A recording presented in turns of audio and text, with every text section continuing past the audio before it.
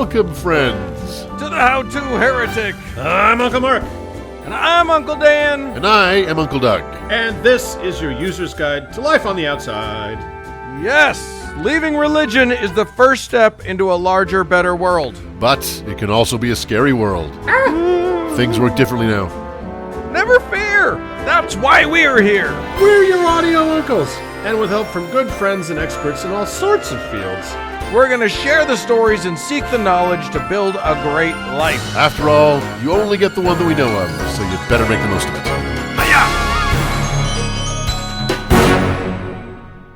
gentle fellows, Hello. Well, hey-de-ho. how goes things? You know, Hey, it's spring. that was the whole thing. That was it. It's spring here in Level, Utah. I've got my back door open. So I had my back door open all day here in Toronto. It's that nice. It's like Is that a gay thing? Hey, yeah. It's like 60 degrees here. Incredibly nice, beautiful. Life is returning. The world is alive. Yeah. Which is kind of fantastic. I will say, if there are any weird sound issues, dear listeners, on my end, I have just moved into my new apartment here in Canada, which in America, God-fearing, decent folk like us call this a duplex. But here in Toronto, it's called a semi-detached. Yes. So there are people living on all six sides of me. And I like the couple upstairs when they are talking or doing it, I could just be sitting on the end of the bed. That's what it sounds like. So that is sexy and fun, and I like it. Yeah. Another audio note is that when we talked to Professor Jim at the end of the show, he is outside, and you may hear a little bit of wind and birds chirping, and it's an idyllic sort of land. yeah, it's an Easter gift to you.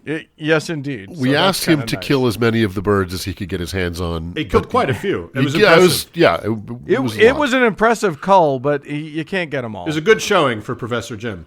So what a fun show we have this week. I think we may have a zero body count. Oh, do we? Well, no, because Jim.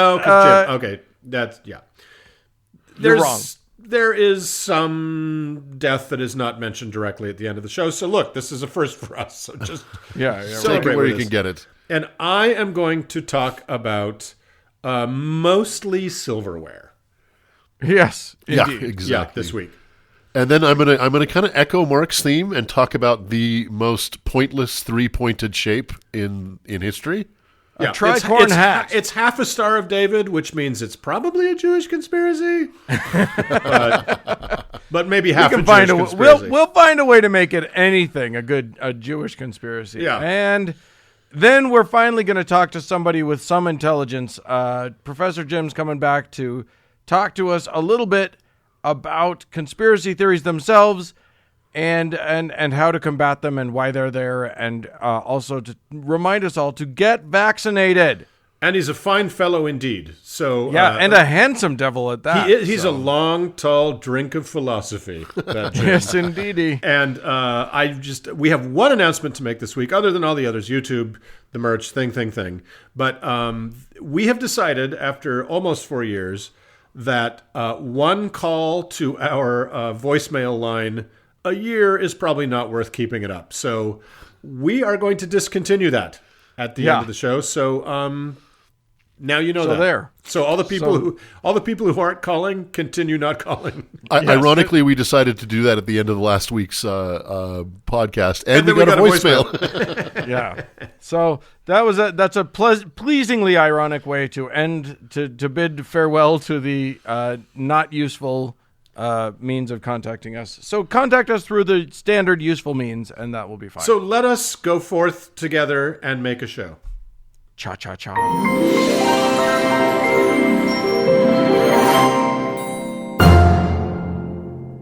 Hey, Uncle Doug. Heyo. I don't know if you know this, but I have the power to move things with my mind. I didn't know that. It seems like something that should have come up before, but okay. Okay, so I want you to imagine this, because you've actually seen me do it, but you didn't know I was doing it at the time. if I pick any finger on either of my hands, I can just with using my mind, I can make it wiggle. Matter of fact, pretty much all the moving that I do, it is initiated by my mind. So I thought you were going to say that you take it out of your head and push things around the table with it. So there's like I take my mind out of my head. this big brain snail track all over the table, or use it as an oven mitt. Most of my That would be the best use for my mind that has ever happened. most of my movement comes from my brain, except when I'm doing the forbidden dance. Right. That all comes from my loins. That comes from your corazón, the heart.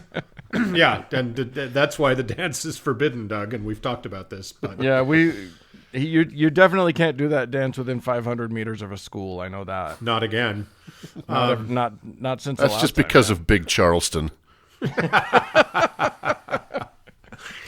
Do you remember we went on the Cognitive Dissonance podcast and they asked us what the gayest dance was, and I immediately answered the Charleston.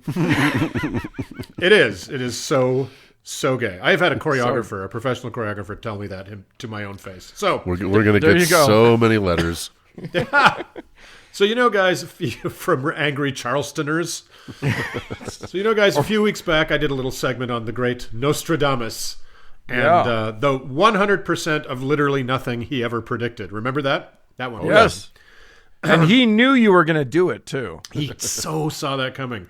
But I started out that segment by talking about he was one of the things my 1970s afternoon television viewing made me think were going to be much, much bigger factors in my adult life. The others being quicksand, chloroform, and a little thing called the Bermuda Triangle, and I think we're going to have a little more on that later. But there was another thing that the countless shows about the paranormal and Johnny Carson's Tonight Show of the late 70s and early 80s had me convinced was a pretty big deal, and that was psychokinesis. Yes. Yes. But not just any psychokinesis. No, siree. It was the kind of psychokinesis brought to the American viewing public by the very intense Israeli strange person by the name of Uri Geller. Yes. And Uri Geller's patented form of magical psychokinesis, which is the topic of today's segment, was the pointless destruction of flatware known as spoon bending. Hooray!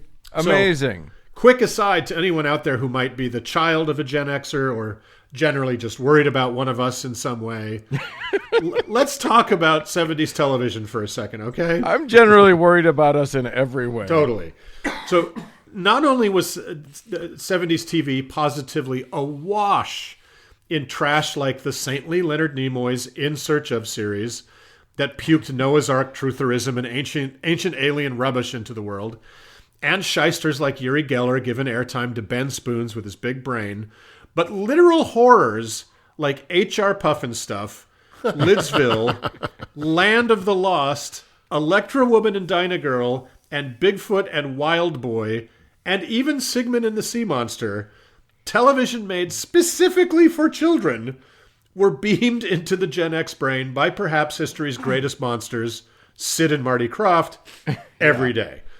I'm serious, ye millennials and Gen Zers. If you haven't heard of any of that shit, pause the show and do a Google image search for Lidsville or H.R. Pufnstuf. Do it.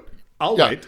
You know what's funny about that is if you watch Adult Swim now, which is late night stoner television, Yeah. there are cartoons that are specifically made for kids for adults on weed. Yeah. Yeah. And, that's great. More power to you. But if you were to show one of those groups of kids in the basement on the couch an episode of H&R Pufnstuf, it would scare the hell out of them. They would never recover.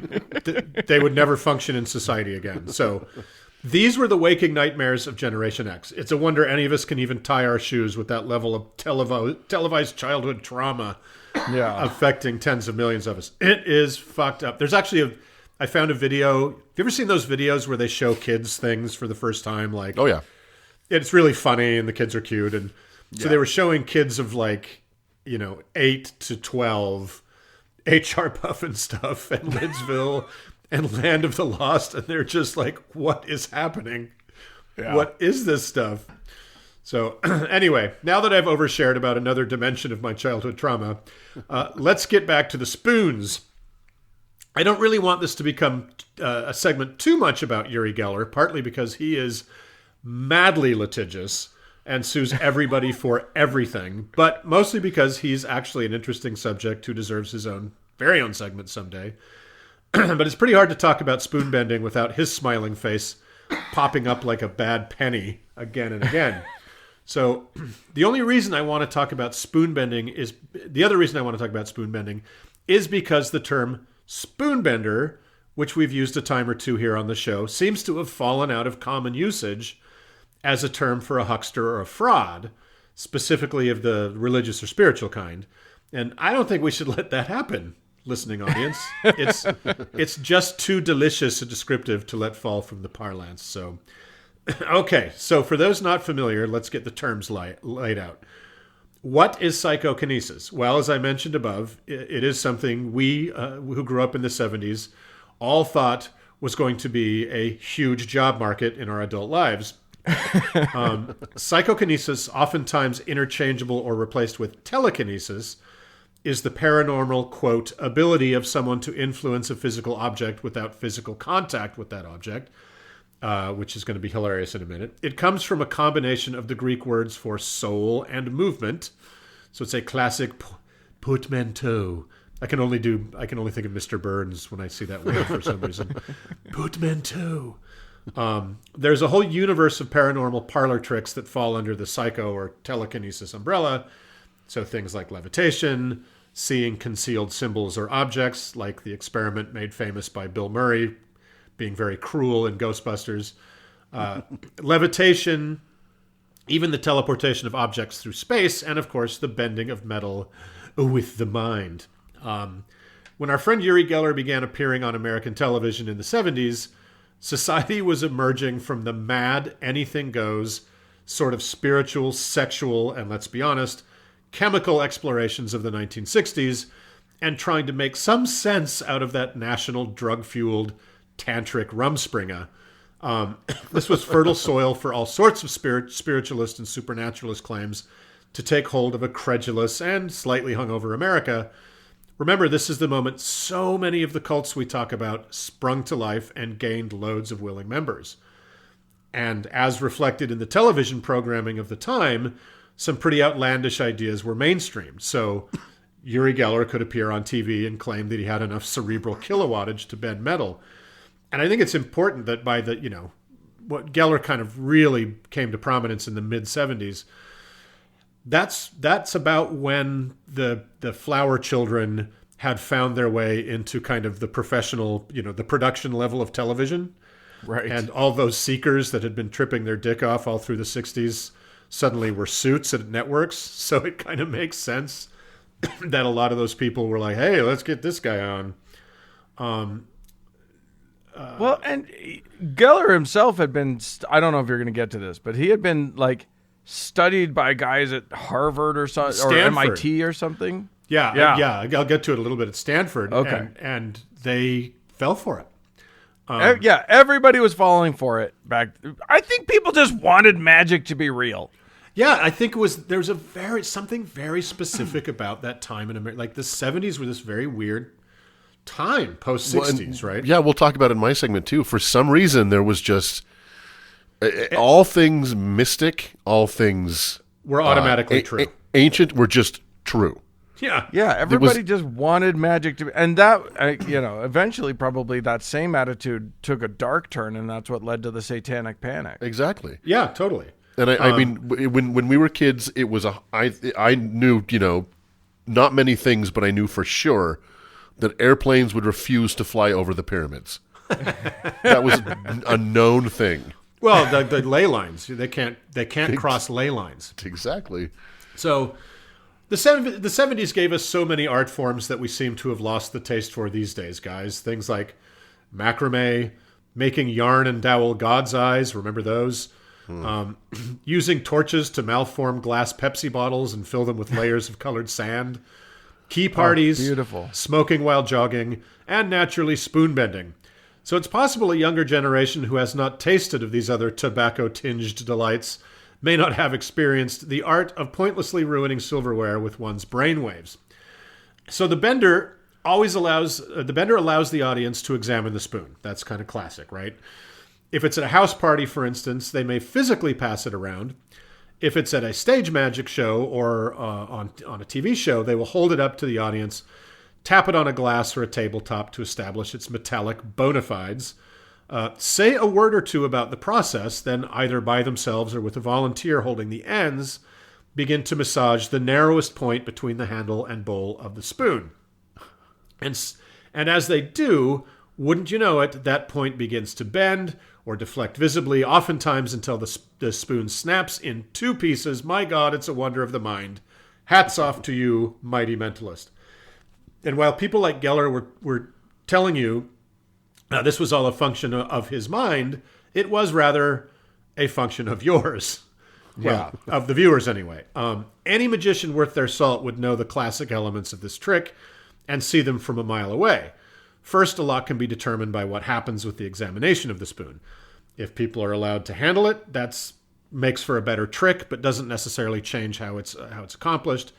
If the viewer is only shown the spoon, meaning not allowed to touch it, there's kind of a much easier version of the trick.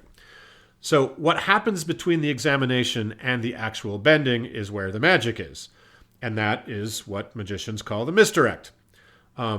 In what appears to be a casual moment, the bender will make some comment or a joke, or get up from a chair, or shift their weight in some way. And in that moment, they have just a quick second to pre-bend the spoon. Simple as that.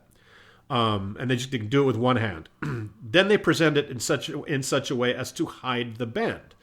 So say if it was in a TV studio, they would show the spoon just kind of flat and frontally to the camera, and then only reveal the bend after some massaging.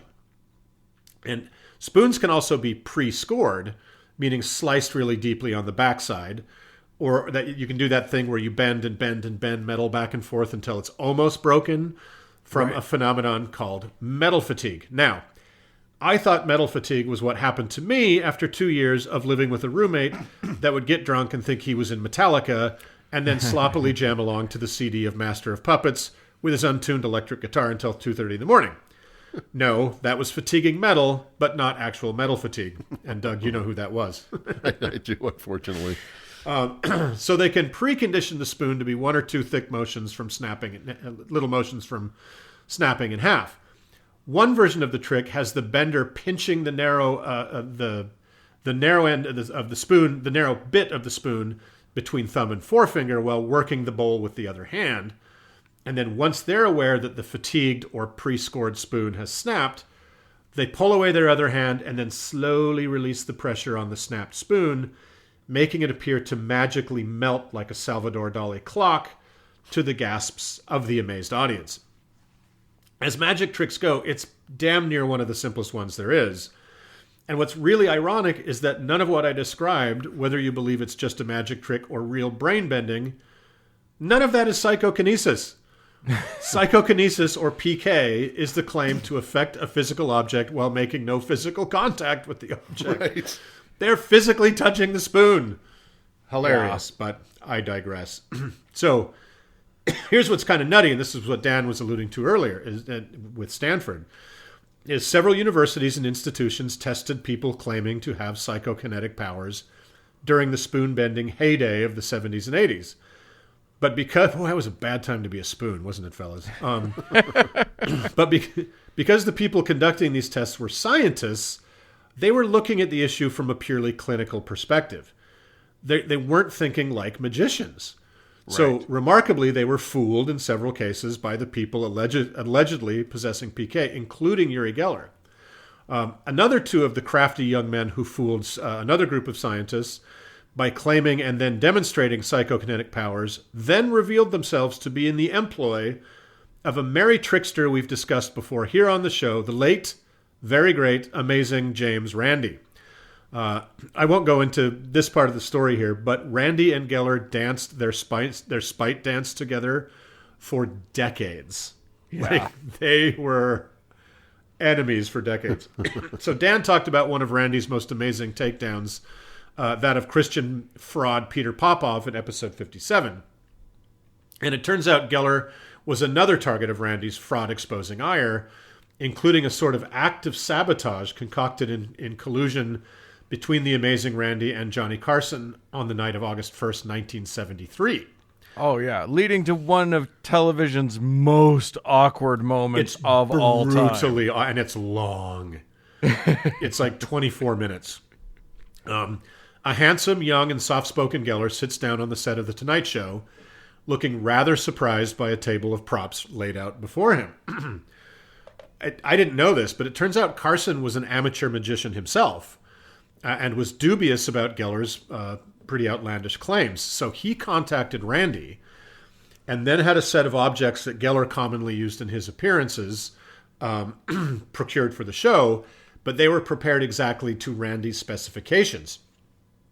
For instance, meaning that Geller couldn't get his hands on them beforehand. They weren't rigged in the way he needed them to be rigged. Right. Right. So, for instance, Geller used to do this thing where, film canisters, God, there's probably people listening that don't know what a film canister is because they're so but you used to buy film, which was this chemical shit that was sensitive to light, and it was a goddamn nightmare to put in your camera. They're big metal circles. In a little can, in a little tiny, like a 1/3 scale soda can. Those little, yeah. Yeah. Yeah, like a Red Bull cut in half. Yeah. Teeny thing. And Also, you could get 24 whole pictures. Yes. if you were lucky. So anyway, he had a thing where they'd put out 10 of them and one of them had water in it and he couldn't see, right, because they're aluminum. And so he would move this tray around that they were on and be able, with his mind, to determine which one had the water in it because, of course, they would move differently when he moved the tray around. Right. So Randy had the prop guy apply rubber cement to the bottom of the film can, let it dry, and then so it had a little kind of rubber grippy. Right. And so, and there also, it also wasn't on a tray that he could move around.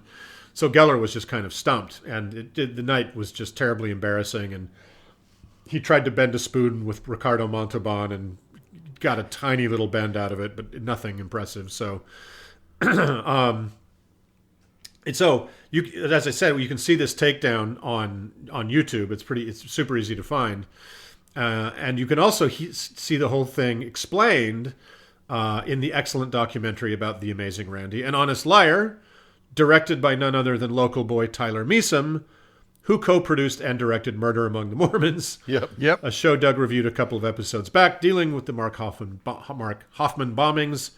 Small world, I suppose. So, since that time, under properly supervised clinical observation, no credible evidence of PK power has ever been proven.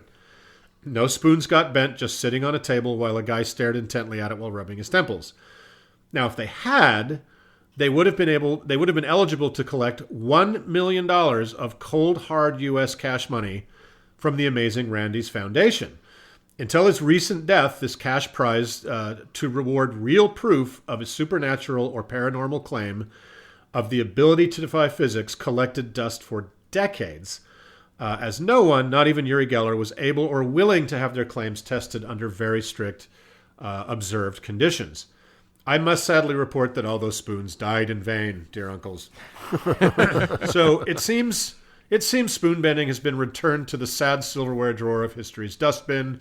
Sorry, I realize I bent the shit out of those metaphors, but both Randy and Johnny Carson have fled this vale of tears for the great not beyond. But what of the peculiar Uri Geller? Well, he's still out there. I mentioned he is incredibly litigious. He's sued several magicians and illusionists, I guess for revealing his secrets. He's sued the Amazing Randy more than once and in more than one country. He's sued Pokemon, Timex, the UK Broadcasting Standards Commission, and even IKEA, all for playing with or off of his spoon-bending shtick. IKEA specifically had a line of furniture with silly bent legs they called the Uri line of products. Oh my God, that's amazing. Yeah, and he claims the image of a bent spoon is his and his alone. Oh my God. Yeah. And the courts have not always agreed with him. Yeah, I love that. I'd love to know why he sued Pokemon. Because it's kind of convoluted, but they made a character that had a kind of a spoon-looking image on it, and the name was a funky name in Japan, as a Japanese person would pronounce it, kind of came out as Uri Geller. So he sued over that was his like identity, and so Pokemon removed this creature from Pokemon. I love that he sued. I'm guessing that he sued magicians for doing literally exactly what he does, and then saying, "But that's it. You make just look at. I can do all of the things that he does, and I'm using trickery. Yeah. What do you think he's doing? Right, and that's what he would say. Well, I'm doing it with actual psychokinesis. They're using trickery. Right. And Randy, for years, the amazing Randy would just follow this guy from TV studio to TV studio and say, I am doing this with no magical nothing, and do exactly this. He'd bend a key. He'd bend the spoon. He'd break the spoon in half. Exactly the same thing Geller was doing, and the hosts were heartbroken. Because there was this weird, like, I want to believe this guy's capable of it. It's so funny. There's a funny thing, too. Like, when you watch Uri Geller and you kind of see him, especially when he was younger and doing this a lot, he seems like a great guy. Like, he seems really sweet and nice. And I think people were drawn in by that charm he had, right? Yeah. So I think people were... What's really funny is that I remember wanting this to be real, but I wanted the Force to be real in Star Wars too. But did anyone stop to think this amount of psychokinesis is not useful? Right. Did anyone point out the fact that the ability to bend a spoon does not serve any function or well, that's not exactly true. We were all hoping that it would get bigger than that. What if you're the? But it never did. What if you're the only psychokinetic psychic at a dinner party, and the host goes to lay out the silverware, and they say, "Oh no, the spoon is so bent." Yeah, right. That's like the guy on the plane screaming, "Is there a doctor on board?" This is your moment. You can unbend that. Except that nobody's talked about unbending. Oh, maybe he can't unbend. Maybe that's spoon fixing is a totally different thing. Spoon straightening. Well, I mean, it's a good point though that I think, Dan, I'm with you. Everyone thought this was going to get to it's spoons now, but wait till I get going. Right. Wait till I exercise my telekinetic muscles, and I'm going to open the bank vault. Yeah, eventually I'm going to be able to pull an X-wing out of the swamp. I'll tell you what a quote useful claim Geller makes here for his powers, and that is when he's not suing everybody. He's claimed he was a super secret agent for both the Mossad and the CIA. Of course. That he had erased hard drives in the possession of the KGB by saying the word erase again and again. And this is a true fact. He actually negotiated the infamous TV interviews with Martin Bashir and Michael Jackson. And in 2009, he purchased a 500 square meter uninhabited island off the coast of Scotland, claiming that Tutankhamun's half-sister had buried treasure there, and that and that he would strengthen the magical power of the island by burying a magic crystal ball that once belonged to Albert Einstein. So, oh my God. Hot girl awesome. shit. So that, dear friends, is the magical tale of a whole bunch of nuttery around cutlery. Spoonbending. Let's bring spoonbender back as an adjective. Huh, guys? Yay! A couple observations. How much could a 250 square meter island? 500 square meter island off the... I don't know. It's maybe a lot. I don't know. But I just, our next Patreon goal is to buy an island, you guys. He somehow has a lot of money, and I'm not sure how he does. Weird. Yeah, he has a lot of money. And the only other thing I'd say is, Mark, you sent me down a rabbit hole of looking up old 70s TV shows. And is it Chaka? Is Chaka Yes. Yes. Is it me, or does Chaka seem really racist?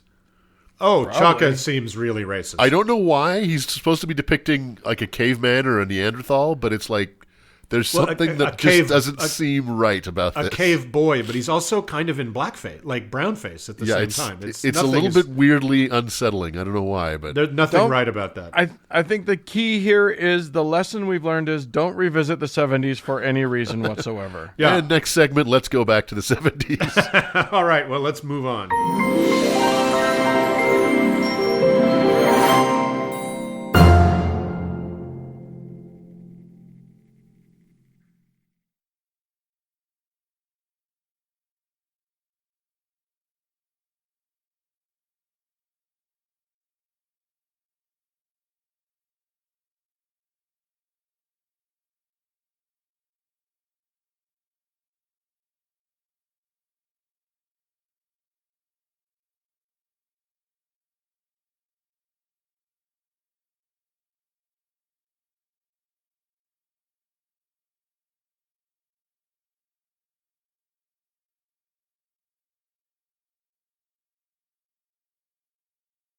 Hey, Uncle Dan. Hello. Ting. Was that the?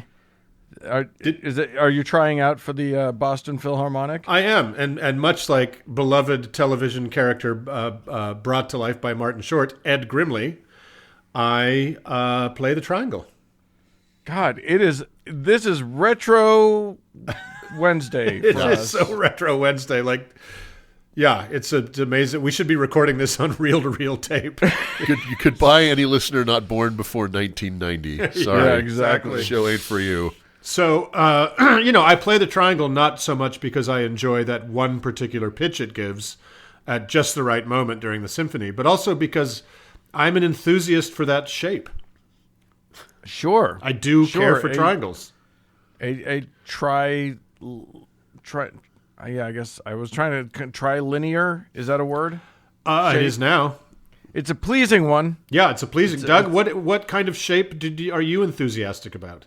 Well, I'm not enthusiastic about my shape, which could be described as rhomboidal at this point of quarantine. But, I'm all the way to a COVID dodecahedron at this point. Covahedron. Yeah, I'm a new shape yet to be named. Yeah. In the last segment we talked about a whole bunch of things that were big deals back in the past, and when we were kids, just seemed like the biggest deals that have gone the way of the dodo for one reason or another. And amongst that list of things Uncle Mark thought would be bigger parts of his life in the future was the Bermuda Triangle. Right? Dun, dun. Yeah. By the way, just so that you know, I'm going to do that skun dun dun every time you say the phrase. Oh, dude. Okay, let me go and hunt and kill Bermuda Triangle out of this document.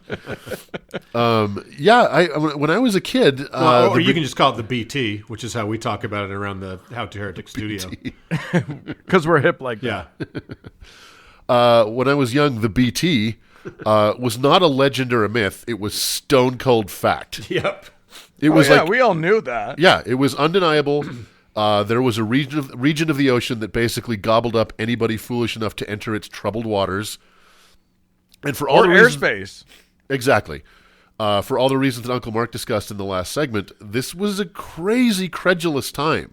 Yeah. So I can be forgiven because I was a child, and the world was full of possibilities, even if some of those possibilities were dark and dangerous. There were myriad TV shows, books and magazines and articles about planes, ships, and even whole naval wings disappearing without a trace or suffering some mysterious, inexplicable calamity upon entering the triangle. Yeah. And being a child, my grasp of geography wasn't, shall we say, robust. So I assumed that the Bermuda Triangle was some far-flung, rocky, and dark shoal that navigators only entered out of desperation or error. Some Arctic sea, right? Yeah, somewhere off in the mysterious east. Yeah. At which point their survival rate dropped to 0. Yeah. So the truth is, of course, that most, not all, proponents of the Bermuda Triangle claim that it is, it exists in one of the busiest waterways in the world. Yeah. By nearly every account, the triangle stretches from Miami to either Vieques or San Juan, Puerto Rico, depending on who you're talking to, and then, of course, up to Bermuda and then back to Miami. If you go to Google Earth and draw this triangle, you will see what I'm talking about. Not only is the area a mere 455,000 square miles, Oh my God. or 1.179 million square kilometers for our listeners in the Commonwealth, but it sits at the nexus of all trade going through the Panama Canal and all trade coming from the Mississippi River. Wow. Right. And it covers some of the most popular tourist destinations in the world. So this is a busy spot in the world as far as shipping and air traffic. So the volume of fishing vessels, yachts, cargo ships, cruise ships, military vessels, and commercial and military aircraft that traverse the Bermuda Triangle on a daily basis is staggering. The funny thing is, I have given the Bermuda Triangle so little thought over the last several decades that I had long forgotten the size and scale of it. Indeed, as we'll discuss, if you're going to choose a stretch of the ocean to try and turn it into some kind of There Be Dragons death trap, there may be no more self-defeating choice than the Bermuda Triangle. But in any case, for a few years there, based on pop culture at the time, I and many others would double-check each time the family trundled off to Bear Lake or Las Vegas just to be sure we didn't veer into the triangle and vanish off the face of the earth. That's wise. Yeah. You got to be safe. Exactly. I remember vaguely when I was very young, Uncle Mark, my dad, and one of my other brothers took a vacation to Bermuda itself. Yeah. And I was filled with dread that they would return safely. Yeah. My worst fears, of course, that were was realized. my first airplane ride ever. And my dad, and I was 11, and it was the height of BT fever in America. And I was exhilarated and terrified. Yeah. And of course, they did return safely, so my worst fears were realized. As we'll talk about, there were a handful of mysterious accidents off the Florida coast in the 1940s, all of them fully explicable, but taken together, it was definitely conspiracy fodder. As early as the 1950s, or actually 1950, articles began to appear in the Miami Herald and Fate magazine, laying out the most popular geography for the triangle and trying to wend some thread through these unrelated incidents and intimate it's something nefarious or evil. More and more articles appeared, trying to include incidents that didn't happen in the actual triangle, but were somehow related to it. So ships Triangle adjacent, it's terrifying. Exactly. And ships and planes that passed uneventfully through the triangle but sank later, or ships and planes that were going to pass through the triangle but sank or crashed before they got there, were now included in the growing conspiracy. In 1964, an author for the pulp magazine Argosy was the first to name it when he titled his article "The Deadly Bermuda Triangle." What year was that? 1964. Here, Dan, you can do it now. Oh, so do it again. The Deadly Bermuda Triangle. Skun dun dun. Perfect. Pitch perfect. We are professionals. So the name was a hit. In the next decade or so, book after book hit the market. And as far as I can tell, this may be the whole impetus behind the legend of the Bermuda Triangle. Just a few schlocky authors trying to make a buck. Huh. Yeah. There's nothing to this in such a way that, as far as real world consequences go, the legend of the Bermuda Triangle took no purchase in the world. Lloyd's of London, for example, has never advised its ships to avoid the triangle and has never charged higher insurance rates to pass through the triangle. This is true of every shipping company and insurance broker in history. The U.S. Coast Guard has never once issued an advisory to avoid the triangle, except, of course, when there is a hurricane in the area. I was going to say, I bet there are some moments when that's not a great place to be. Exactly, and that turns out to happen quite a bit. So this myth never took hold in the maritime community, right? So it just took hold in the minds of... Which is kind of funny because, I know a little bit... Look, Uncle Mark knows a little bit about sailors, okay? But seamen. But it is there are superstitions. It is a kind of a superstitious community. Oh, for sure. And even cheekily they kind of play off some of those kind of folk traditions when they're sailing. You cross the international date line for the first time. There's that whole thing they do. So it's kind of funny that this just this never caught on.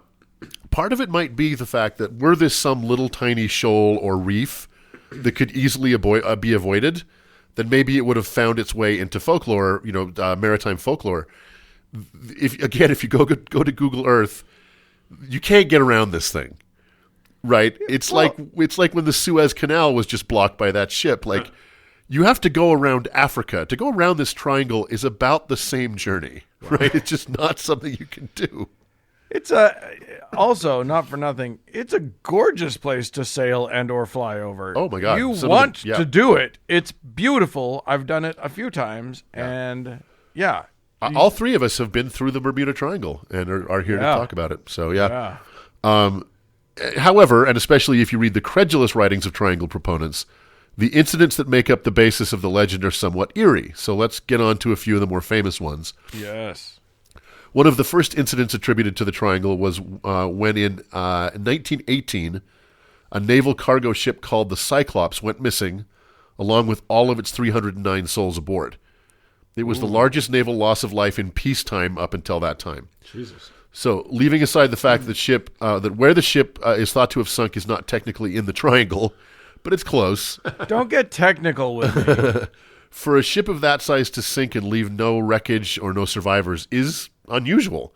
Yeah. So, but one hint came many years later when the Cyclops' two sister ships both broke apart and sank from the same structural failure that almost certainly the Cyclops had when it was transporting what turned out to be a giant load of some kind of magnesium ore. So that's probably what happened to that. The most famous incident of the entire Bermuda saga was the disappearance of Flight 19. If any of our listeners have any memory of the Bermuda Triangle, they will certainly remember this one. Flight 19 was a training mission consisting of 5 Avenger torpedo bombers that disappeared without a trace on December 5th, 1945. That's spooky. Yeah, the 5 planes and the 14 airmen took off from Fort Lauderdale and just never returned. Adding to the mystery, one of the planes searching for the flight crashed itself, killing all 13 crew members. However, it turns out that the reasons that the flight went missing in the first place and that no trace was found may be the same. Everyone was in the wrong place. From the last recorded transmissions from Flight 19, their captain, a guy named Charles Taylor, appears to have significantly miscalculated their position. Thinking they were in the Gulf of Mexico, with Florida to their east, they were actually over the Atlantic, with Florida to their west. Oh, wow. Yeah, it's a big mistake. But remember, this is all pre-GPS. These guys were navigating visually, and clearly they mistook the islands they were flying over. Yeah, that's where that old saying, a mistake as big as Florida, comes from. Boy, I wish that was a phrase that we would say every time you go into the voting booth. Yeah. So Goodbye, anyway, Florida listeners. Oh, they know. They know what they've done. They know. Out of desperation, after not seeing land for a while, this flight fatefully turned east, thinking they would just fly east until they saw Florida and then figure out where to land. And of course, in reality, this meant they simply turned and flew out over the Atlantic Ocean, out of radio range, until they ran out of gas. But they didn't have enough gas to fly all the way around the world until they saw Florida again. Not at the time. They caught a glimpse of Spain before they went down. Right. Yeah. The search was conducted in the Gulf of Mexico, where the flight was supposed to be, and by the time they figured out what might have actually happened, it was far too late. So even though this explanation for what really happened was part of the Navy's official report mere months after the loss, this was just too tempting an incident to let go, so Flight 19 has been one of, if not the most foundational myths of the Bermuda Triangle. So much so, if you guys remember, in Steven Spielberg's 1977 sci-fi classic Close Encounters of the Third Kind, the 5 Avengers of Flight 19 appear in the Atacama Desert for some reason, and at the end of the film, when the aliens are releasing humans they have been scooping up, the 14 airmen from Flight 19 are seen not having aged a day. Right. So, yeah. There you go. We'll come back to some pop culture references in a minute. Oh, sweet. A couple other notable incidents attributed to the Triangle were the disappearance, without a trace, of the Star Tiger and the Star Ariel. These were two, this was in 1948 and 1949 respectively. Both of these were small passenger aircraft. The Tiger was flying from the Azores to Bermuda, and the Ariel was flying from Bermuda to Jamaica. Although odd that these would disappear, remember this was before modern navigation, and both planes were operating at the very limits of their range. So the slightest error in navigation would mean they wouldn't reach their destination. Yeah. After both planes were lost, British South American Airways basically just changed their routing protocols, and no further planes were lost. So, and the only other one I'll mention, because there's too many, is the discovery of the Connemara 4. The ship was found adrift in 1955 with the crew missing. Ew. The ship had been adrift in the Atlantic while 3 hurricanes tossed it hither and yon, but crewless, it somehow survived the storms. Who or what could have taken the crew? Well, Steven Spielberg. What about them? It did nothing to quell the hysteria about the Triangle when the owner of the Connemara came forward to claim the ship, recounting that one of those hurricanes, Hurricane Janet, had dragged the already empty ship off its moorings and blew it out to sea. Oh. So it's just, nothing mysterious. There are myriad other incidents attributed to the Triangle, far too many to talk about here. But when you sort out the incidents that happened nowhere near the Triangle, and those that have either been heavily embellished, which many of them have, or have been made up out of whole cloth by some of the authors of these books, The number of mysterious incidents that have taken place in or very near the triangle are not in the least more numerous than any other swath of busy ocean in the world. So, and it must be restated that nearly all of the mysterious incidents one could generously attribute to the Bermuda Triangle have completely legitimate explanations. So that brings us all to the what. What do proponents of the triangle postulate is the cause of all these incidents? Well, the Bermuda Triangle could be called an ancestor of modern-day QAnon because all are welcome. There is not an idea too bizarre that someone has not tried to toss it into the triangle. So UFOs seem to be the most popular theory. Basically, aliens seem to be taking planes and boats to study our technology and biology. Another popular explanation is that the Bermuda Triangle is the location of the lost continent of Atlantis. Of course. Of course. And that disturbances from that lost civilization have caused compass failures and other navigational anomalies, leading to all of these instances. Well, you know, you got a ley line from there to Lemuria, and that's just going to make all the compasses go wacky. Exactly. And I remember hearing that the whatever mysterious reason, if it's ley lines or some other thing, the reasons that airliners won't fly over pyramids is the same reason for the Bermuda Triangle, because it was, tons and tons of pyramids, because, ancient.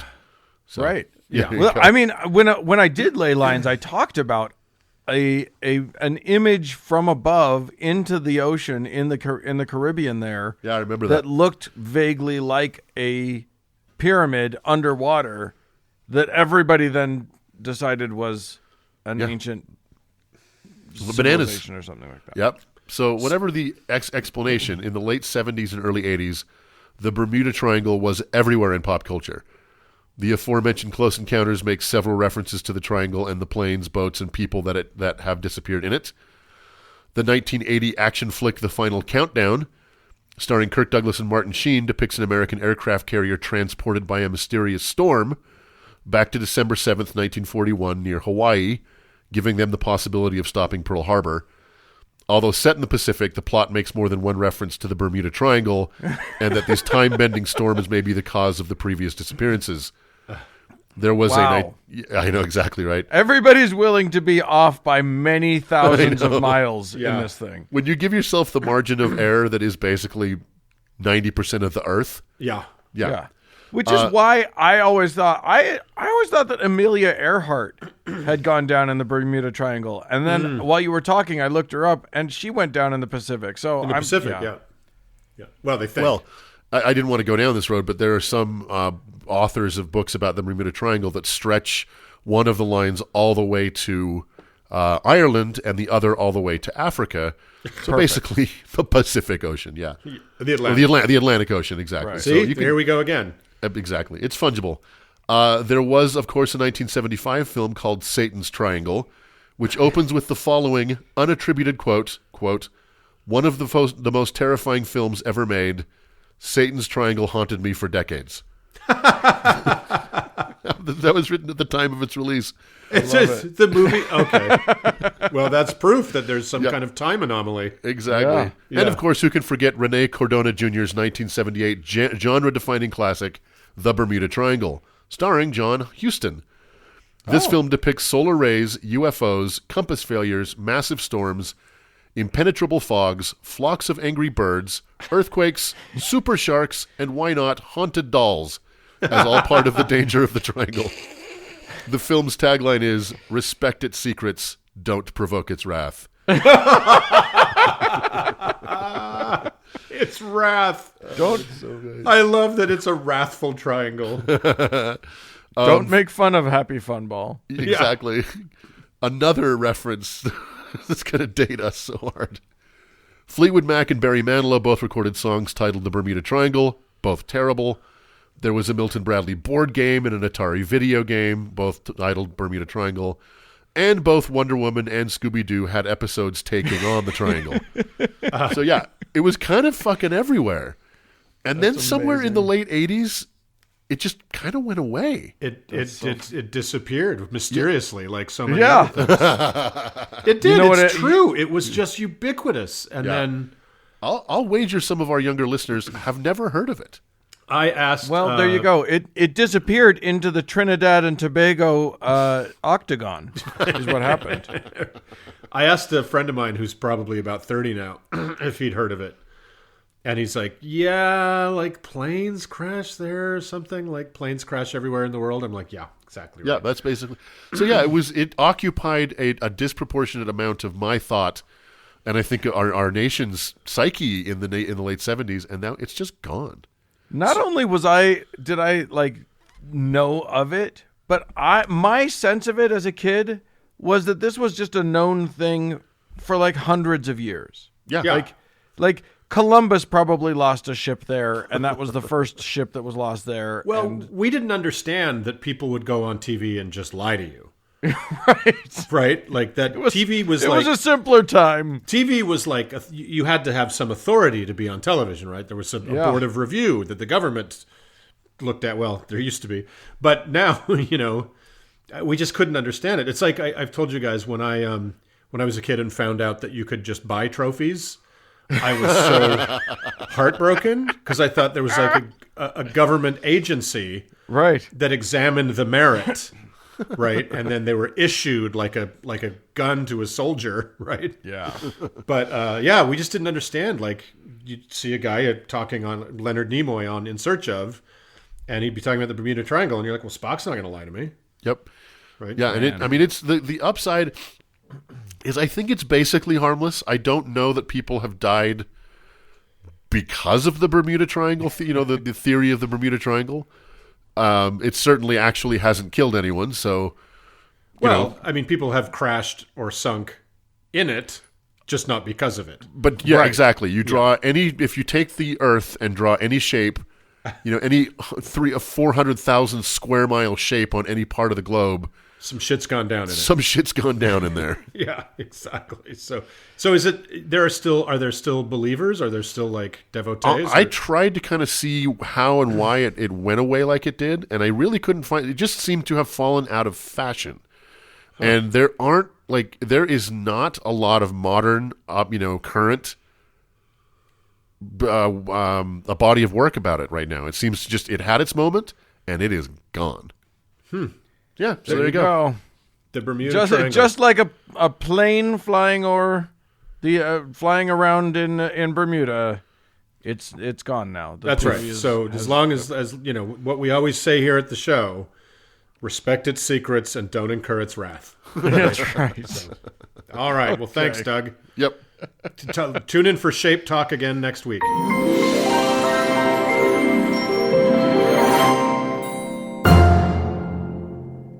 Oh, boys. Smello. Hello. We this is the part of the show where we talk about how some people love us and then they give us their money, and that's awesome. So let's do that then. Yeah. Because we had some folks grace us with their dosh, and I love it. So thanks to Eric, to Angela, to Dr. Zhivago. Oh. We're apparently he's a fan. Still About going time. strong. Good for him. Yeah, why not? And we have some saints to bestow. Holy shit. So, Uncle Doug, I'm going to start you. I will make you do one for Rachel. Oh, goodness. Rachel, I was not prepared for this, so I'm sorry. You're not supposed to be. It's supposed to be an improvised saint. That's how this works. No, I wasn't in the headspace. I was miles away. You need to be, Dan, you need to be in contact with your muse. That's right. It's true. It's true. So contact your muse, Uncle Doug. Text Tell me your muse. who's the saint for again? Rachel. Rachel, your saint is Saint Miguel de las Casas Robles de la Vega Enterrada y Deshuesado. The sunburnt. That's the short version. Did you say despesado or deshuesado? Deshuesado. That was for you, Uncle Mark. No, muchas gracias. It's the patron saint of a lot of people. This is the patron saint of all non-European waffles. All power converters purchased at Taji Station, and all non-Scandinavian pole vaulters. Okay. That's That's a good not, one. There's not many, but there's some. Yeah, there are They some. need a saint too. They need a saint more. Exactly. If you're not Scandinavian and you're trying to make it over a bar with a pole, you're going to need a saint for that. So Rachel, well done. You deserve that. And then I think it's me that has to give Natalie a saint. So Natalie, and I'm also unprepared, but Natalie, your patron saint, as I consult the spirits who like to tell me who the saints are. Natalie, your patron saint is Saint Bernadette. Bernadette. I like Bernadette. You know what? That was it. I tried to make it Bernadette, but the spirits are telling me it was Bernadette. So your patron saint is Saint Bernadette of New Nova Scotia. Oh yeah. And Saint Bernadette is the patron saint of oysters on the half shell. Yeah. And of lots of fiddle music. We'll do fiddle music. Yeah. Because of Nova Scotia. And of rum. Generally, all sorts of rum. All the kinds of rum. When you go to Nova Scotia, you'll get it. Is it a big rum-based? Yeah. They're Nova huge into Scotia. rum. Apparently, it's to do with the trade that they had with the Caribbean. Oh, interesting. So I would not. I would think they were more of a whiskey and beer people. Yeah. Try and get a whiskey or a beer there. You can't. In New Scotland, Canada. They're in New Scotland, Canada. Anyway, all of these people, these wonderful people, went to howtoheretic.com, clicked on the support us thingy. That took them to Patreon. They gave us their money. It's the best thing you can do. It's fabulous when you do it, if you can afford it. And if you can't, what can they do, Mark? On your deathbed, do you really want to look back and say, I didn't do the one thing I could have done to make the world a better place? I don't think so. No. So, yeah, give us money. And if you can't do that, you can fill our sky with stars to guide us back to Nova Scotia. Utah. And so anywhere you can. So I think Spotify, can you give 5 stars? We're on Spotify. We're on iTunes. Anywhere you can. Please give us 5 stars. It really helps. And write a nice review. Yeah. Write a nice review, and we will sing your praises. We will dance at your wedding and cry at your funeral. And what more could you ask? Yes, indeed. Let's do the rest of the show. Chop.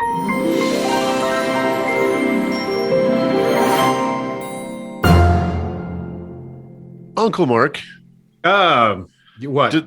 despite our best efforts in this podcast week after week, there are still people who are qualified in the fields they endeavor in that want to talk to us. I know, it's balderdash. I can't believe we Poppycock. haven't, after what we did to the cartographers last week, I'm surprised anybody wants to talk to us at all. But Uncle Dan has a guest, a returning guest for us. A returning champion, Yes, as they indeed. say in pugilism. Fellas, one of our returning guests that we had on quite a bit at the beginning of the show has come back to us. Professor Jim, welcome back. Very good to be back, Hooray. uncles. It's been so long. Like, you are like Halley's Comet. You just, every 60 years, whether we need it or not, here you come, inbound with some I feel like truth. Yes, I'm at my best infrequently. I feel that. Can we get me like a Steve Martin 5 times on the show Yeah, smoking totally. jacket? I think that you probably are, right? You've probably done 5 times. At least. So devoted listeners will remember Professor Jim as a philosophy professor who has come on and talked to us about all kinds of logical fallacies to look out for in the world. But we're not going to do fallacious talk today. Well, I mean, I probably will, but Jim won't. Today, what we're going to talk about Is fellatio. Conspiracies, fellatio conspiracy. That is also a fallacy. You're right. Jim, one of the things that you have followed for quite a while in your career is conspiracies. That's true. And the ways that they sort of permeate through society and how that happens, why that happens. And lately, Business is good. Yeah, no shit. Yeah, I mean, it's funny because this whole episode, the theme of credulousness has been kind of Has been strong. Yeah. So let's talk about, the big one right now. The thing that's happening right now is that half the country seems to think that, there's this global pandemic that is just wrecking populations and has really disrupted the way all of our lives have operated. And the other half seems to think that we're all idiots for believing that that's the case and nothing's going on and there aren't any vaccines. And it's just a bizarro world of completely differing belief systems. Indeed. How did this happen? Yeah. And it follows pretty, clear political lines, right? Right. Which is no coincidence. Yes, exactly. Yeah. So where do you want to take it? Well, so okay, we talked about the anti-vax movement on an episode a few weeks ago, but this is bigger than just sort of anti-vax. Mm-hmm. This is a deep-seated conspiracy that people are following with a religious fervor. You look at any comment section in any local newspaper will talk about anything. We'll publish the word vaccine in any context, and you're going to find people screaming about COVID's not real. The vaccines are, and of course, if it gets really crazy, people are talking about Bill Gates creating the vaccine with a microchip that's going to activate your central nervous system's G5 to make you whatever. How did this happen? Yeah, I mean, I think a good place to start is just to appreciate the range of those conspiracies that are out there, because it gives you a sense of just how all over the place this is. As you mentioned, Dan, there's the sort of Bill Gates is trying to implant a microchip version, more popular over in Britain, but we got sort of inklings of it over here. Was the 5G cell towers were somehow behind it. Right. That was popular towards the beginning. Also there was a viral YouTube video called Plandemic that was circulating a year ago. Yeah, which was all about. Yeah, Sorry, that one. I was going to say, that one. That's all about hydroxychloroquine and and how masks, the federal government is behind it. Masks cause disease. Just a disaster. Yeah. So, I would put at sort of the extreme end of, you're doubting the very, nature of the pandemic itself. But even short of that, right? I mean, I think there's lots of reasons that people, are disinclined to, whether it's stay 6 feet apart or, wear a mask or get a vaccine. And it just sort of, stems from a kind of individualism, I'm going to take care of myself. Y'all take care of yourself. This can't be that bad. I'm healthy. It's just a mentality that in most times you can sort of kind of get away with, but in a pandemic, it's devastating. And that is that it feels like it's a particularly American thing, this sort of Ayn Rand sensibility that like this almost lethal amount of, I'm not a part of society. I am an island unto myself and I can do whatever the fuck I want. And the rest of you it's on you to take care of yourselves. Is that? Yeah. Well, yeah, I mean, there's lots of variation. You can certainly find versions of it in other countries, and likewise, even within the United States, right?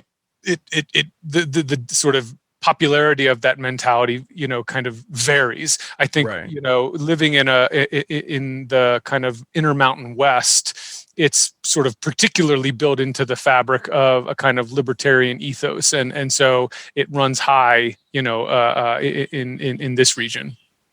Yeah. So, in your study of conspiracy theories, you've found that there are sort of threads that permeate all of them. Things, reasons why they catch on, reasons why people latch onto them and hold onto them. What are some of the common threads for just conspiracy theories that apply here? Mm-hmm. Yeah, I mean, a pandemic is really a sort of worst case scenario for conspiracy theorizing. It's a perfect storm. One of those themes I think you see over and over again is distrust, right? I mean, most conspiracy theories are born in some sense of distrust, and when you look at what people are actually drawn to, when people are sharing, where they're commenting about, about Bill Gates and microchips, or David Icke and, 5G towers, the chances that those people really believe that's what's happening, I think, are much lower than the chance that what they really believe is just they don't believe the official government story. And whether we're talking about like the assassination of JFK or what happened on 9/11, distrust is at the heart of it. With the pandemic, what's so, problematic is so much of public health relies on trust, right? When you sort of go into the supermarket, you're trusting that everybody in there, is playing by the rules of the sign outside that says "Don't come in if you have any of these symptoms," right? Or right. You're playing by the sense of if you're going to go to a gathering and everybody says they're going to wear a mask and they're feeling fine, is going to wear a mask and they're feeling fine, and we take a vaccine because we're told that, the companies that have made it, have tested it. The FDA has approved it. It's got this sort of success rate. And so you trust that data, right? And so much of the last year of our lives has ramped up our need to trust others. And so if you're disinclined to trust, right, and people who are drawn to conspiracy theories this is just, it's a breeding ground for all sorts of things to take over to fill the gap that you don't believe. Well, my question to that would be, you're absolutely right. There's so much trust we place in entities, organizations, people that we'll never see all the time. And we all do it when we drive in a car.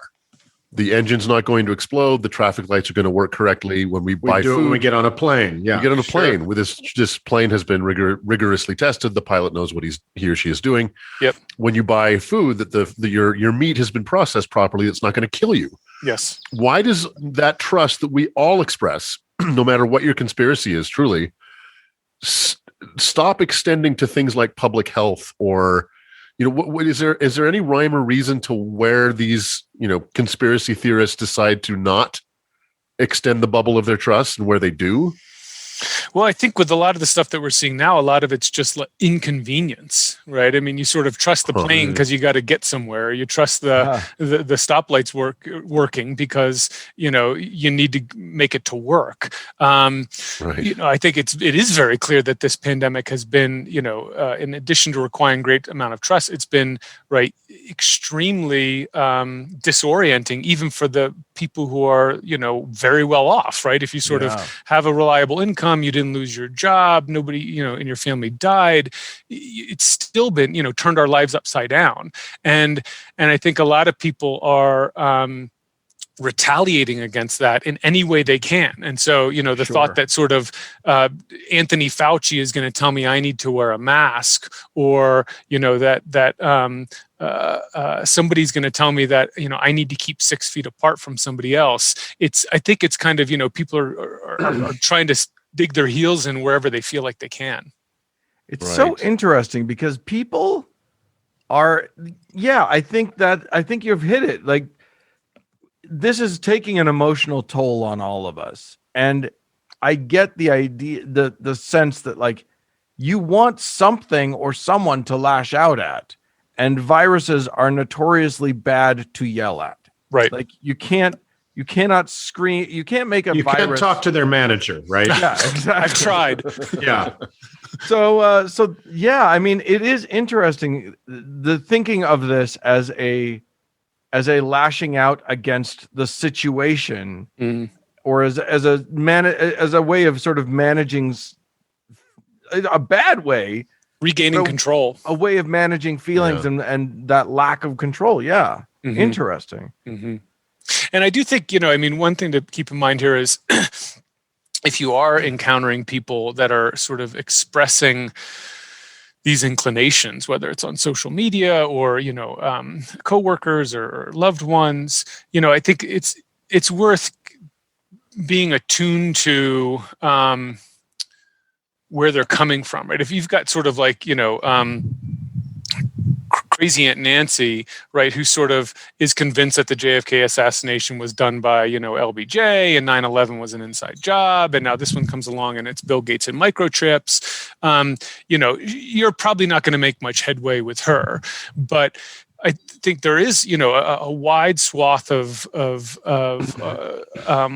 our fellow, citizens who have their lives have been turned upside down. They've either lost a job or lost a loved one. They are lashing out and looking for someone to blame this on. And those people, I do think you're more likely to be able to find that a kind of a reasonable conversation could make some headway there, because these aren't people who are sort of necessarily inclined to this. They might have just sort of found their way to it because they're at a low spot in their life, as so many people are right now. Do you have advice for how to talk to those people? For what works in terms of getting through to someone who has been misinformed, who maybe they saw a pandemic, or maybe somebody sent them a link somewhere that looks legitimate enough to them, and they just don't know what is real at this point. Yeah. I mean, I think one thing you want to do is you could start just by saying that you believe in conspiracy theories, right? Because one easy thing to do is sort of fall in the trap of, and these probably, if they're heading in that direction, they might have been sort of written off as a conspiracy theorist. But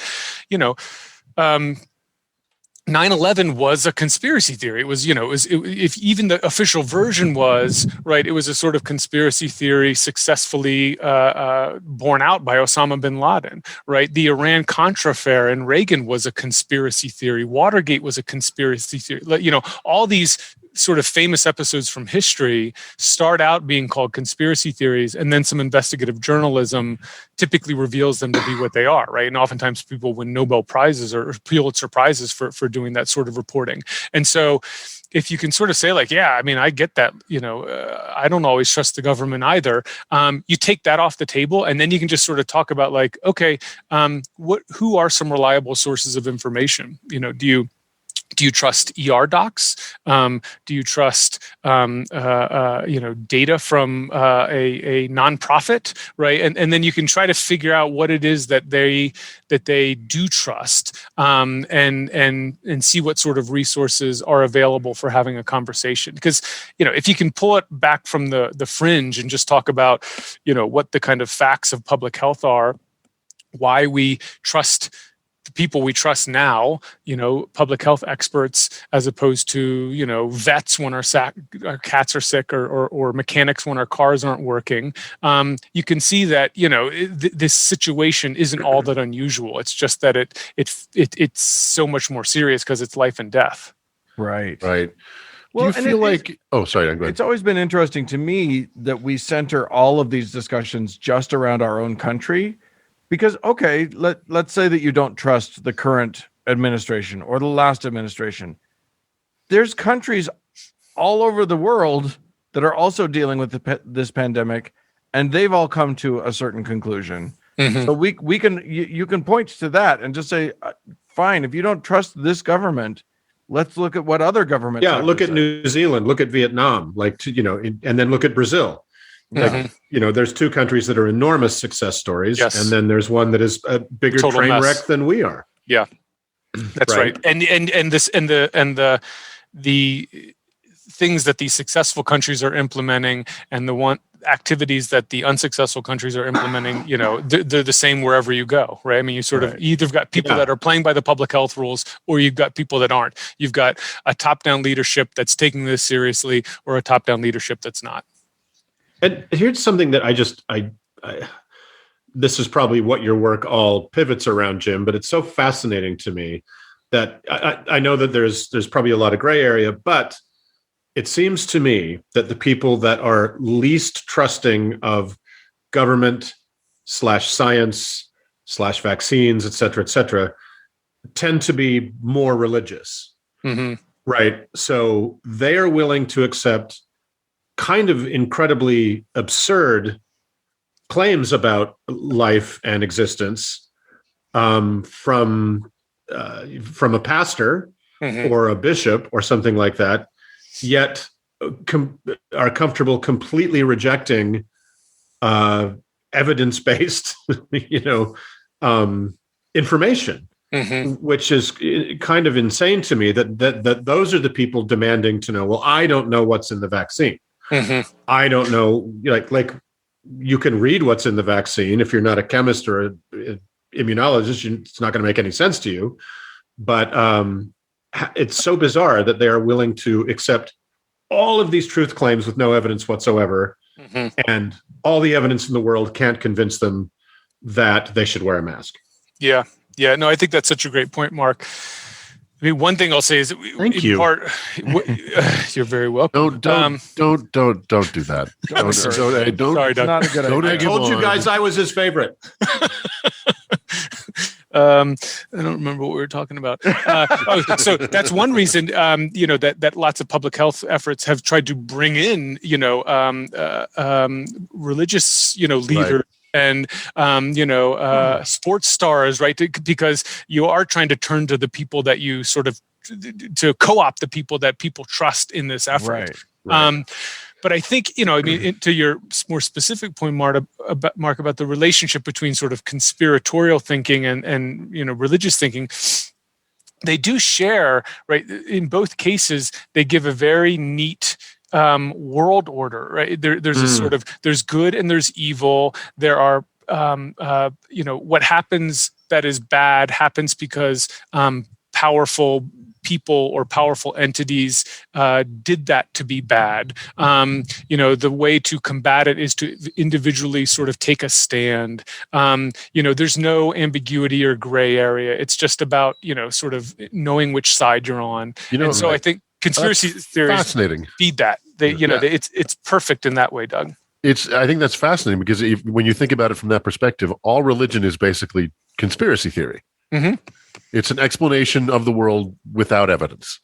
One of the sort of early articles on sort of thinking about conspiracy theories as a philosophical problem sort of equated them to, like the Roman and Greek gods, where, in the same way that these ancient people, appealed to, why did an earthquake happen or a pandemic happen or, why did my lover leave me? You appeal to this sort of, higher, it was because Zeus felt this way or got in an argument with Athena or, there's these higher levels that, and they're the puppet masters that are bringing about events here on Earth. And conspiracy theory is, it's the same version of that, but instead of Zeus, it's Bill Gates, and instead of Athena, it's, Anthony Fauci.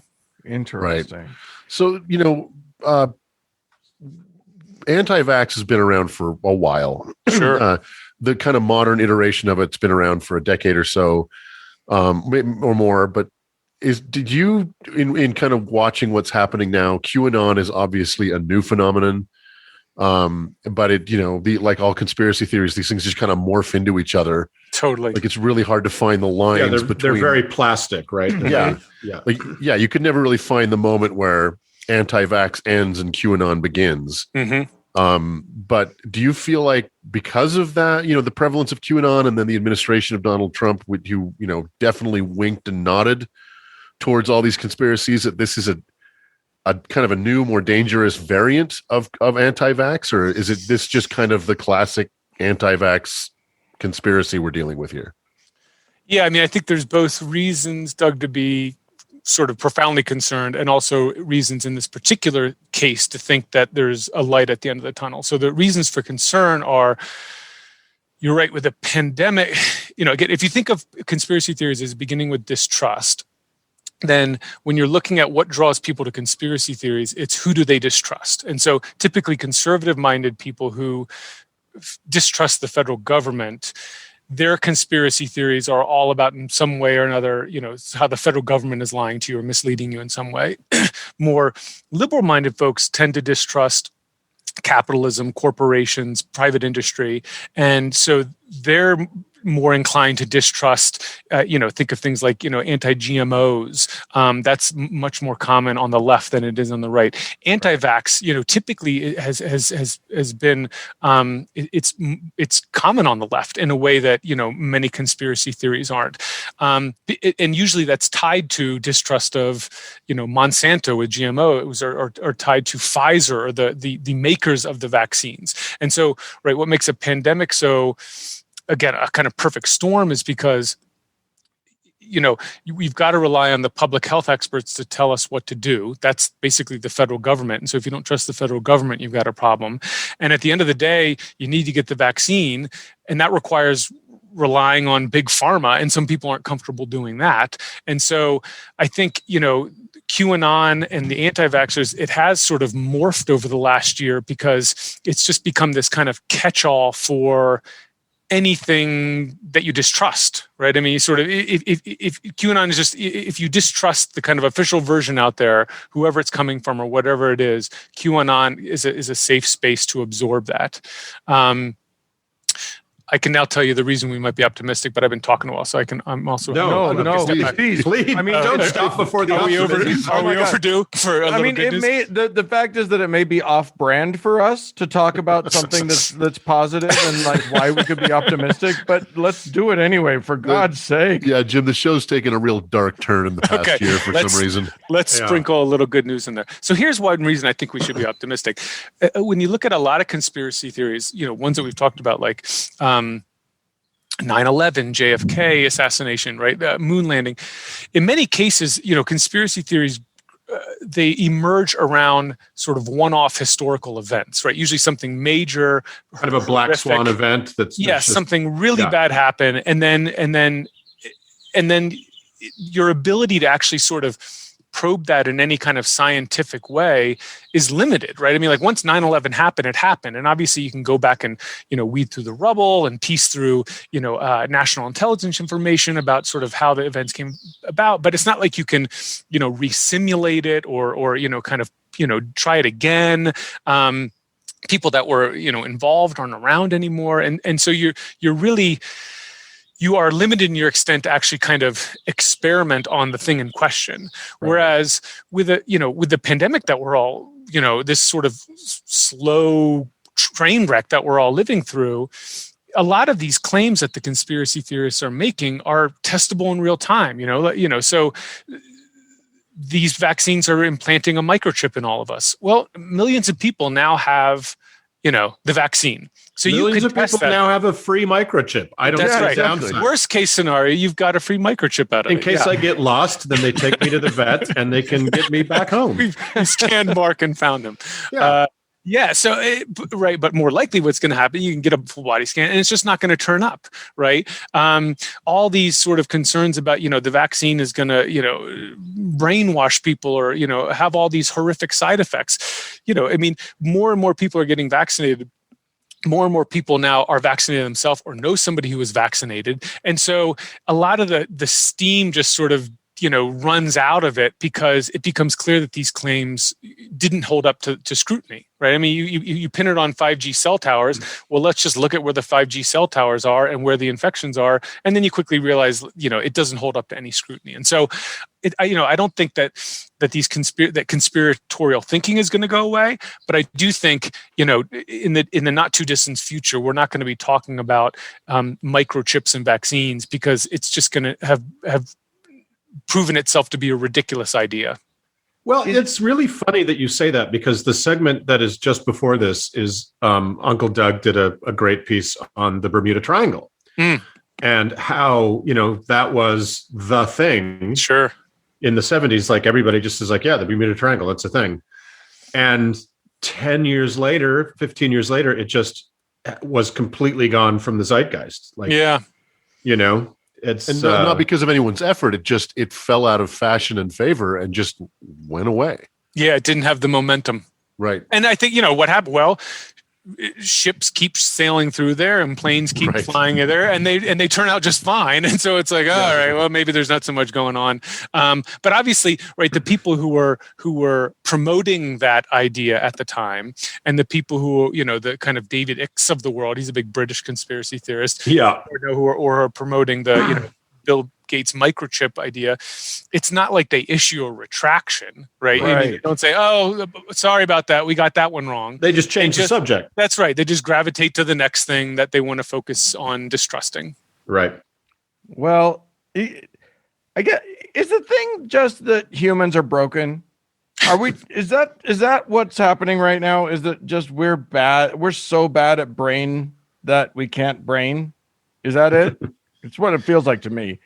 I mean, in many ways, I think the inclinations that conspiratorial thinking draw out are present in all of us, right? I mean, a sense of distrust. I think a sense of kind of individualism. We all have that. You just have to kind of either learn how to temper it, figure out ways to absorb information that challenges you, but that stuff's hard. It doesn't come natural, right? I mean, it's way more easy just to sort of fill your Facebook feed with people who believe what you believe and are going to feed you information that confirms what you already think, and the Facebook feed is designed to do that, to keep you there. Right. So I think it's humans in general. We bump into all sorts of situations where we no longer are very good at reasoning through what's actually happening, and there are ways out of it, but it takes work, and not everybody's sort of up for that. Yeah, I don't think I find myself in that category. I don't really believe in any conspiracies. I am 100% certain, and I have the facts to show it, that Milli Vanilli was framed. But other than that, like we did talk on the show a few weeks back about how given what it's going to take to get us to herd immunity, not just in our own country or community, but globally, that a lot of these people who kind of reflexively say they're anti-vax, or they don't know enough, or they're dubious about the vaccine at this stage. Some of them are going to have to come over to our side, or we're never going to get to herd immunity. Mm-hmm. So we've got to, unlike a lot of conspiracies, like if someone believes in the, Kennedy was killed by LBJ, do your thing. Who cares? Yeah. But this one matters, and we've got to get people onto this side somehow. Yeah. And I would hope, right? Yeah. And the other thing that I'll say about what's important about what you're bringing up there, Doug, is it's not like it's just in the general population. It turns out when the vaccines were being rolled out, sort of in phase 1 to healthcare workers, about a quarter of healthcare workers refused it, right? So these are people in the healthcare industry. It's sort of like this is their jam, and they're vulnerable. They're exposed more than you and I are. That's why they're phase 1, right? Yeah. And yet they were like, nah, you know what? I'm gonna wait a little bit and see how this goes. And so, I think to Doug's point, like obviously, I don't think you're gonna, if these people are genuinely worried about like microchips, they're not going to come over to our side. But I do think there's probably a sizable portion who are in a kind of like, I don't know about this. They're waiting to see what their friends on social media who have got vaccinated say about it after the fact. They're waiting to see, because it's really only now, right? We're sort of just like a week or so into it rolling out generally. And I'd like to think that as that sort of starts happening, and there's just this kind of, it becomes just, oh, of course you get vaccinated. It's how you return to normal life, or you start to see the things that you can do when you're vaccinated that you can't do when you're not vaccinated. That there's going to be a gradual migration, right? But again, it's not going to be. People aren't going to say, "Oh, I got that whole 5G thing wrong." They're just going to sort of do it quietly and go about their life. So what you're saying is what we should do is gently sort of we talked about this a little bit in our patrons only conversation, I think, but it is a good idea to like go onto your social media, talk about, normalize the getting of the vaccine, talk about, what happened. I'm so glad I got it, blah, blah, blah. Yep. I'm seeing that all over my feed, but I think it's a good idea to make sure that you go into your Twitters and your your you faces and whatever, and make sure that you say that and just put a good spin on it.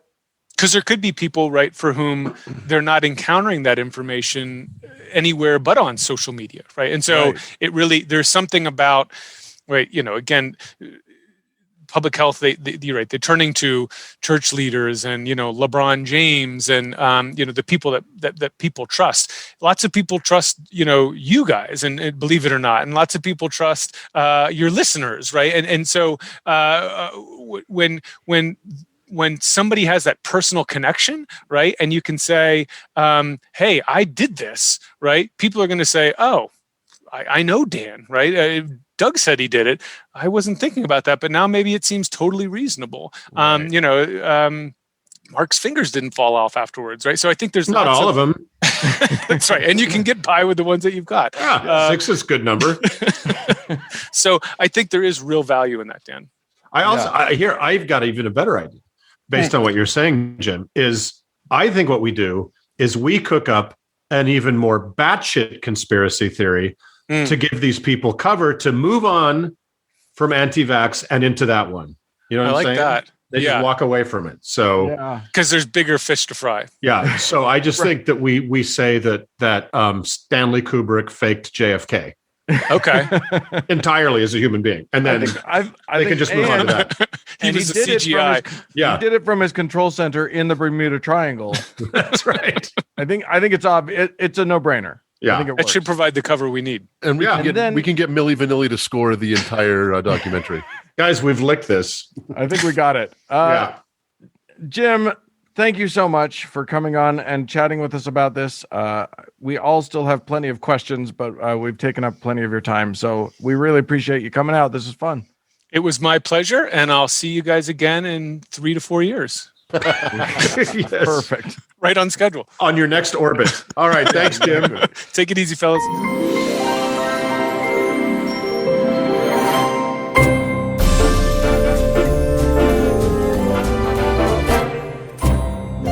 Well, friends, that's it for this week's conspiracy-laden show. Hey, we'd love to hear from you. Tell us what your conspiracy theories are at howto@howtoheretic.com. And as we've said, we are discontinuing the landline because what are we, 600? So now, from now on, I'm going to say, I'm on Twitter at howtoheretic. Oh my God, it's my turn. Yeah. And thanks to our patrons. We're just so thrown off. We're so thrown off. And thanks to our special Death Triangle, Cody Layton, for editing the show. Thanks to all of you, friends, for tuning in. Bye, friends. We're going to get this right one day.